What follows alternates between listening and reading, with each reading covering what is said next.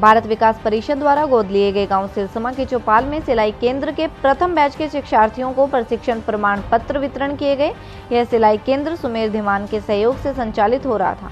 इस आयोजन में गांव सिरसमा की ओर से हसला के उप प्रधान डॉक्टर तरसेम कौशिक व डॉक्टर केवल कृष्ण ने भारत विकास परिषद के सभी पदाधिकारियों का स्वागत करते हुए कहा कि भारत विकास परिषद समाज सेवा के क्षेत्र में एक अग्रणी संस्था है, जो जन जन को जागरूक करने के साथ साथ उनको आत्मनिर्भर बनाने के लिए विभिन्न प्रशिक्षण वर्गों का आयोजन करती रही है।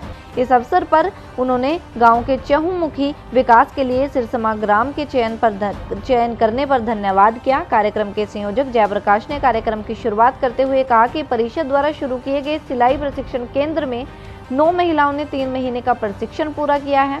सभी को इस कार्यक्रम में परिषद की कुरुक्षेत्र शाखा के अध्यक्ष रमेश टांडा एवं अतिथियों के द्वारा प्रमाण पत्र प्रदान किए गए और इस कार्यक्रम में डॉक्टर अशोक चौधरी प्रांतीय संयोजक ने परिषद द्वारा किए गए सेवा कार्यों की चर्चा की व भारत विकास परिषद कुरुक्षेत्र शाखा के द्वारा किए गए कार्यों की सराहना की। यह भी बताया गया कि शाखा की राष्ट्र स्तर पर भी अलग पहचान है। परिषद की कुरुक्षेत्र शाखा द्वारा करवाई गई अनेक प्रतियोगिताओं में यहाँ के बच्चों ने राष्ट्रीय स्तर पर अनेक पुरस्कार भी जीते हैं। डॉक्टर वीवी चिकारा ने परिषद द्वारा गोद लिए गए गांव सिरसमा में चल रहे सिलाई केंद्र पर आए गांव के लोगों को उचित खान पान से कैसे स्वस्थ जीवन जिया जा सकता है, इस विषय पर प्रकाश डाला। इस समारोह में परिषद के वरिष्ठ सदस्य व जल वैज्ञानिक डॉक्टर मोहिंद्र सुमराणा ने जल बचाने और स्प्रिंकलर इरिगेशन से फार्मिंग पर बल दिया।